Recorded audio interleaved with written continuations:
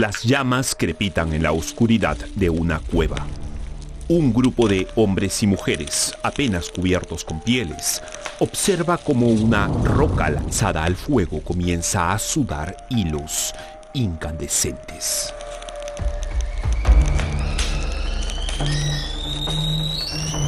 El aire se llena de humo y de asombro.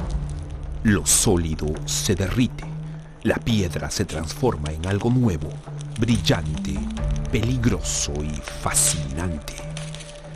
Nadie lo sabe aún, pero esa noche marca el inicio de una revolución que cambiará para siempre el destino de la humanidad. El descubrimiento del metal. Y es que la historia de la ciencia no comenzó entre paredes blancas de laboratorio ni bajo el ojo frío de un telescopio. Nació mucho antes, en la intemperie, cuando nuestros antepasados, pequeños y vulnerables, aprendieron a observar la naturaleza, a crear herramientas y a domesticar el entorno para sobrevivir. El primer gran avance de la humanidad no fue el fuego ni el metal, sino algo mucho más decisivo: ponerse de pie, la bipedación. Hace 4 millones de años, en África Oriental, el gran valle de Rift cambió para siempre la historia de la humanidad. El clima se volvió seco, los bosques retrocedieron y en su lugar surgieron sabanas abiertas. Los Australopithecus tuvieron que bajar de los árboles. Con la hierba alta bloqueando su vista, comenzaron a erguirse, y ese acto aparentemente pequeño era en realidad un acto de vida o muerte. Pero, ¿qué tiene de especial ponerse de pie? La respuesta es simple: liberar las manos. Y lo que antes eran patas delanteras se transformaron en instrumentos de interacción. Con ellas empezamos a manipular ramas, huesos y piedras. Y allí nació la primera chispa de minería.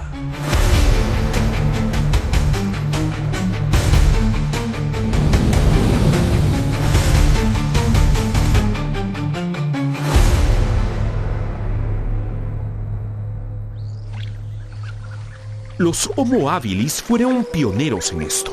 Crearon filos rudimentarios golpeando rocas, logrando cuchillas que servían para desgarrar carne y piel. Recordemos que carecían de colmillos y de garras, por lo que debían conformarse con la carroña de animales cazados por depredadores mayores. La piedra se convirtió en su arma secreta para sobrevivir en ese mundo hostil.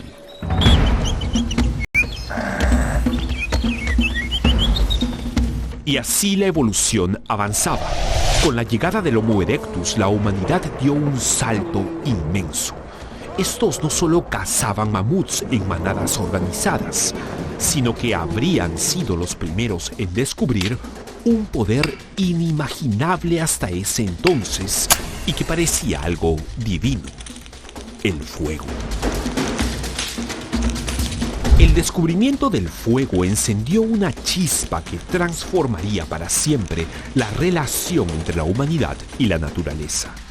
Pero pronto surgiría otra pregunta: ¿qué pasa cuando la piedra deja de ser piedra y comienza a convertirse en un metal?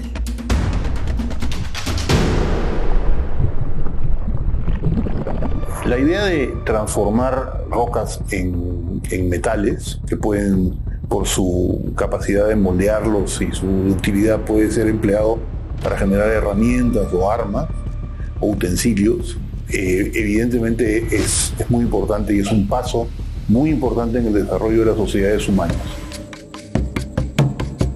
Durante la Edad de Piedra, nuestros ancestros tallaban herramientas de obsidiana, cuarzo y sílex. Cada golpe contra la roca era un desafío a la naturaleza. En esa curiosidad por preparar cada vez más y mejores herramientas, es que ocurrió un accidente que cambiaría el rumbo de la historia: arrojar minerales desconocidos al fuego. Conforme fueron ellos dejando de usar la piedra, o la piedra les quedó, digamos, corta como herramienta, los metales fueron utilizándose para poder reemplazar a las herramientas de piedra o de madera que tenían a la mano. Y entonces ocurrió lo impensado. Lo sólido se volvió líquido. La tierra parecía sangrar hilos brillantes como un río de fuego que nacía de sus entrañas. Ese fue el nacimiento de la metalurgia. Hace unos 7000 años comenzó la edad de los metales. El cobre fue el primero en revelarse, maleable, rojizo, atractivo. Con él se moldearon anzuelos, cuchillos, adornos. Una revolución silenciosa que permitió mejores herramientas, agricultura más productiva y con ello más población. Aparecieron las primeras ciudades. El fuego había revelado un secreto oculto en las entrañas del planeta. Desde América hasta Asia, pasando por Europa y el Medio Oriente, hay rastros de civilizaciones que ya usaban, por ejemplo, el cobre. El cobre embellecía, pero era blando. La verdadera revolución llegó al combinarlo con estaño. Así nació el bronce, duro, resistente y letal. Con él se fabricaron armas que expandieron imperios y herramientas que multiplicaron cosechas. El bronce no solo fortaleció ejércitos, creó redes de comercio, intercambio de bienes y conocimiento. Era como pasar del arco al revólver. El acceso al bronce permitió a las sociedades fortalecer su poder militar y expandir su influencia a otras regiones más extensas. El comercio del bronce promovió la interacción entre civilizaciones, facilitando el intercambio de conocimiento, bienes y recursos. Pero el bronce aún dependía de un recurso limitado: el estaño. Y allí el hierro se abrió camino, más abundante, más accesible y más fuerte.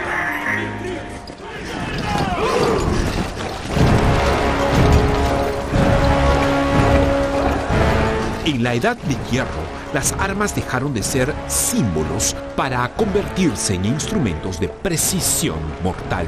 Una espada de hierro podía atravesar costillas y salir por la espalda sin perder filo. Una lanza podía romper escudos y líneas enemigas. Si no hubiera habido metales, no hubieran habido sociedades conquistadoras, no hubieran habido ejércitos, ¿no es cierto? Pero tampoco hubieran habido obras públicas, tampoco hubieran habido carreteras, tampoco hubieran habido edificios, ¿no? Es decir, sin metalurgia las sociedades están muy, pero muy limitadas. Como pasó con el bronce y luego con el cobre, la producción y el uso del hierro se extendió en distintas regiones del mundo, algo que resultó en cambios significativos en la sociedad, la economía y la tecnología. El hierro era mucho más accesible en la naturaleza que el cobre y el bronce. La metalurgia empieza a desarrollar, digamos, a partir de ahí, diversos tipos de aleaciones, mezclas, que con el paso del tiempo pues se van viendo en su uso cotidiano cómo pueden mejorar la vida de la gente. Esto hizo que la producción de herramientas, armas y utensilios con hierro se masifique. Su impacto en el desarrollo militar fue gigantesco, ya que estábamos ante un metal mucho más resistente que todo lo conocido hasta ese momento. Y así el hierro se masificó. Ya no era privilegio de élites, Era el material de ejércitos enteros. Imperios como Roma o Persia cimentaron su expansión con ese metal.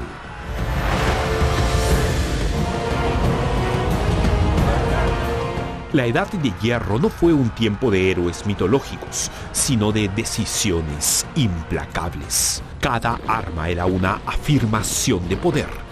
Cada golpe, la diferencia entre vivir o ser olvidado. Y cuando la humanidad ya dominaba el fuego, el cobre, el bronce y el hierro, apareció un metal diferente. Un metal que parecía contener la luz misma del sol, el oro.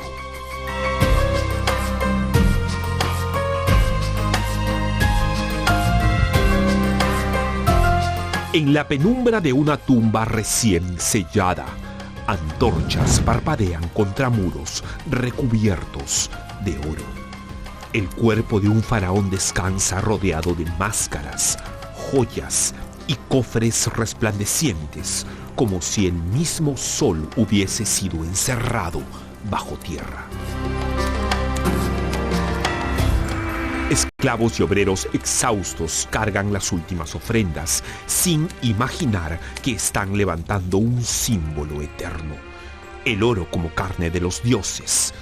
En ese instante, más que un metal, el oro se convierte en promesa de inmortalidad, motor de imperios y obsesión capaz de mover ejércitos enteros.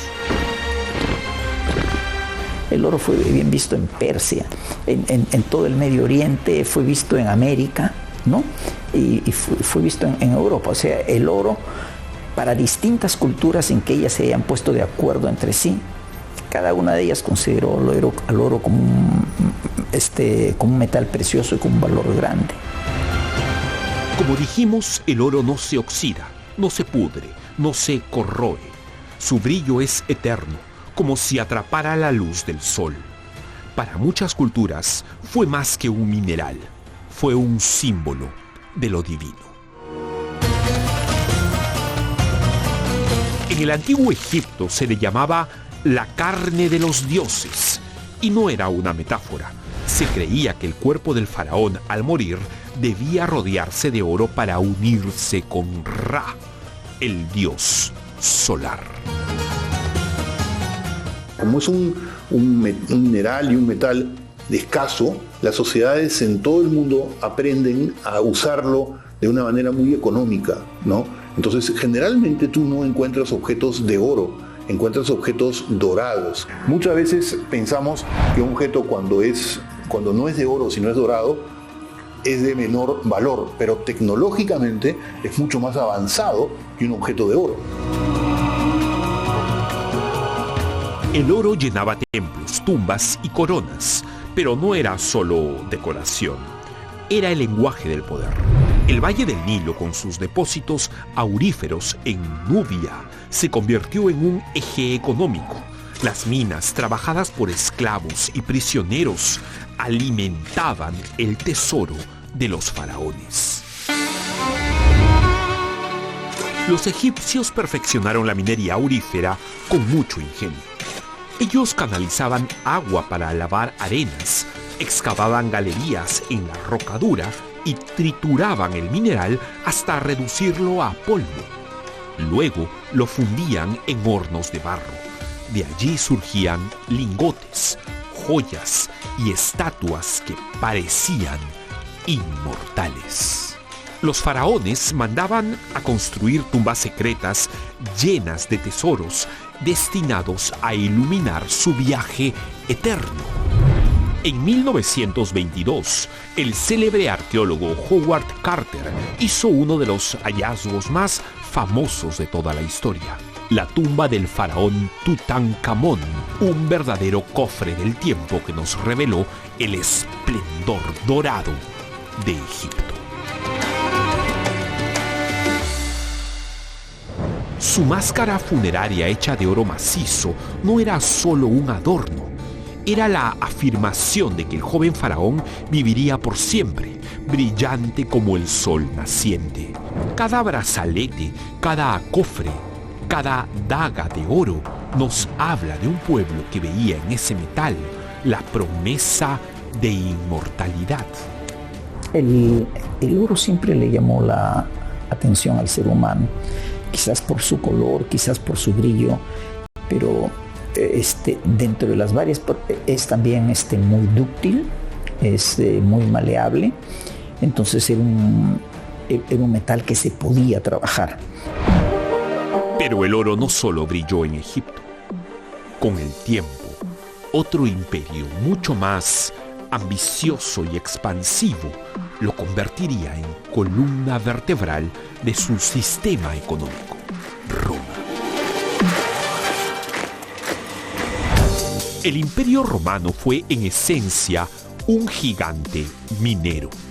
Sus legiones no solo conquistaban tierras, abrían minas, oro, plata, cobre, hierro. Toda riqueza natural debía fluir hacia el centro del mundo.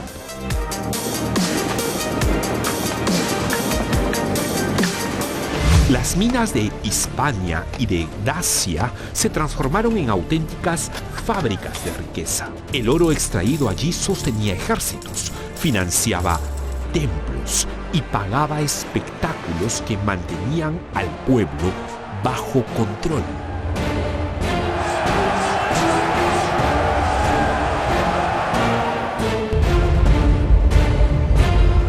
En Hispania, los romanos inventaron un método asombroso, la ruina montium. Canalizaban ríos enteros hacia túneles excavados en las montañas. La presión del agua hacía colapsar las rocas, liberando toneladas de tierra aurífera. Era minería a escala industrial.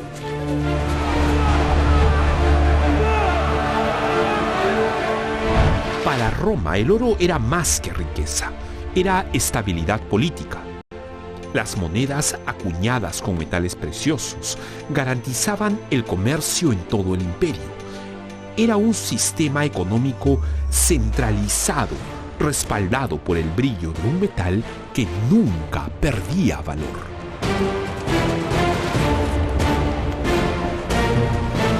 El oro viajaba desde minas lejanas hasta las manos del emperador. Era tributo, era salario, era un símbolo. Con él se pagaban conquistas y se compraba lealtad. Y aunque los dioses habían quedado atrás, el oro siguió cumpliendo un papel sagrado, el de sostener el orden del mundo. Pero Roma, como todos los imperios, también conoció el colapso.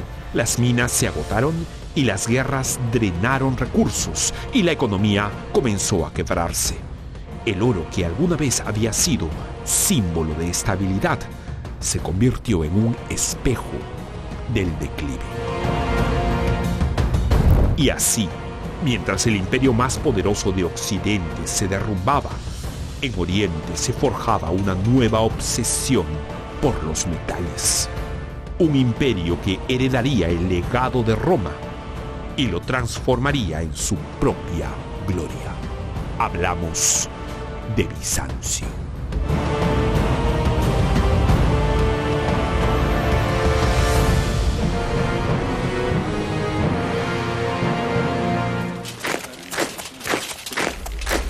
Cascos de hierro retumban en las murallas de Constantinopla mientras mensajeros llegan con cofres de oro acuñado. Dáricos persas, sólidos bizantinos, monedas que cruzan mares y desiertos como si fuera sangre circulando por las venas del mundo antiguo. En los palacios, reyes y emperadores sellan pactos con lingotes. En los templos, mosaicos dorados proclaman poder eterno. La minería ya no es solo extracción, es geopolítica pura. Con Persia y Bizancio, el oro dejó de ser un símbolo sagrado para convertirse en la moneda con la que se compraban ejércitos, alianzas y supervivencia misma.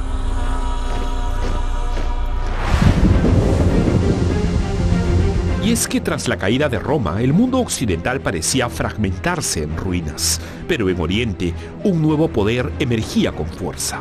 Allí los metales preciosos seguían siendo el cimiento de imperios. Allí la minería no era solo economía, era geopolítica pura. Dos nombres marcarían esta etapa: Bizancio, claro está, pero también Persia.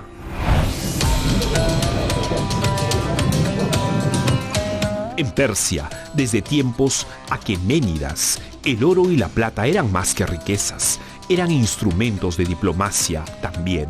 Los persas construyeron un sistema de tributos en el que cada región del vasto imperio aportaba metales preciosos, minerales y también gemas. No era solo extracción, era un mecanismo para sostener el poder de los reyes. En Persia, los metales se fundían para convertirlos en monedas de oro llamadas dáricos, reconocidas en todo el mundo antiguo por su pureza. Una moneda persa podía viajar miles de kilómetros, desde las fronteras de India hasta las costas del Mediterráneo. Pero, ¿qué significaba el oro para los persas? Más que adornar templos, servía para mantener la cohesión de un imperio diverso. Servía para pagar ejércitos y servía para comprar alianzas. Era la sangre económica, era la estructura que sostenía al imperio más vasto de su tiempo.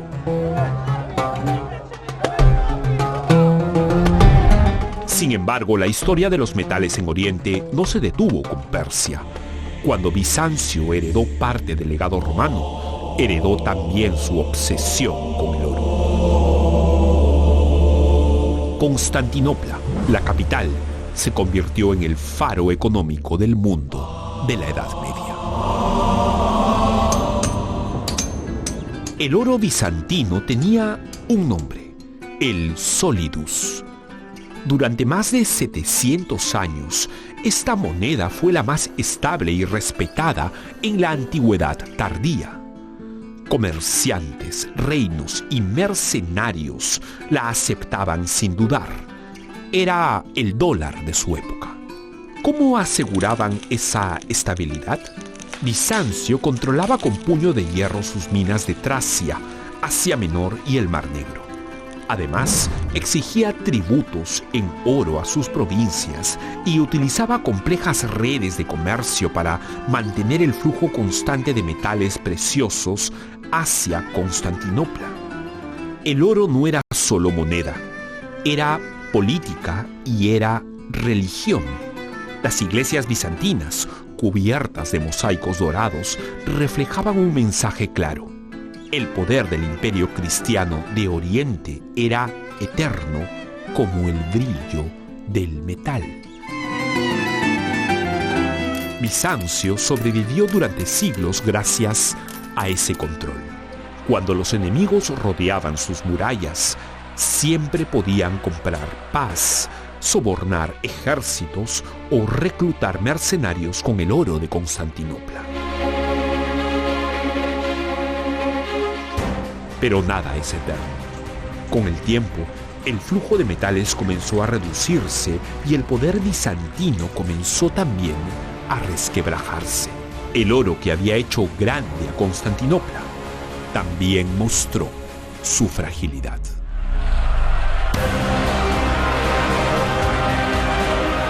Y mientras Bizancio caía, en Europa occidental se gestaba un renacimiento impulsado por la, nuevamente, avidez de los metales. La Edad Media abriría un nuevo capítulo: minas, monasterios y cruzadas. ¿Podría el oro seguir siendo el sostén de civilizaciones o se transformaría en la semilla de conflictos todavía mayores. La caída de Bizancio abrió un nuevo escenario. Europa, todavía marcada por guerras y pestes, buscaba un recurso capaz de sostener sus reinos en construcción. El oro escaseaba, pero otro metal emergió con fuerza: la plata.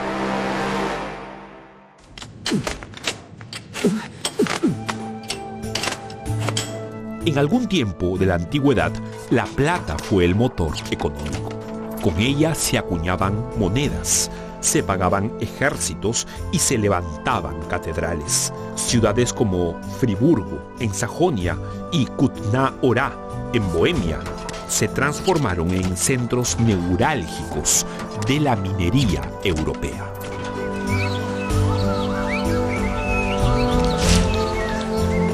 Pero la Edad Media no fue solo minería subterránea. También fue el tiempo de las cruzadas, expediciones religiosas que escondían un interés más terrenal: el saqueo de tesoros.